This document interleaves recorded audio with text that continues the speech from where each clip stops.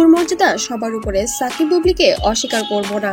এবার সাকিব খানকে একটি টিভি প্রোগ্রামে ইনভাইট করা হয়েছিল, সেখানে তাকে প্রশ্ন রাখা হয়েছিল, আপনার তাহলে বর্তমান স্ত্রীকে?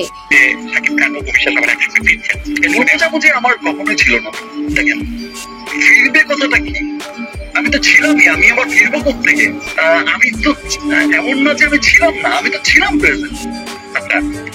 আমি যেটা বলছি যে সেটা যাই হয়েছে, আমি তার অস্বীকার করছি না, অস্বীকার করতে পারবো না।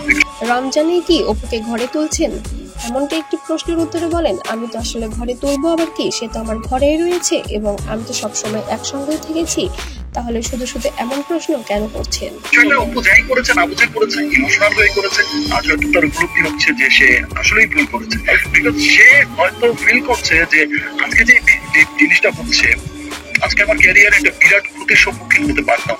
আসলে কিছু মানুষ আছে যারা আমার পেছনে লেগেছে আমার ক্যারিয়ারকে ধ্বংস করার জন্য, শুধুমাত্র তারাই এগুলো করে যাচ্ছে, তবে ভাবতে পারেনি কাছের মানুষগুলো দিয়েই এরকম কিছু করবে এবং সে বিষয়গুলো এমন হবে।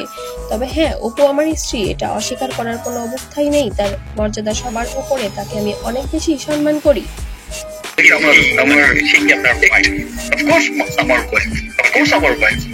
আমার ছেলে তো অবৈধ কোনো ছেলে না।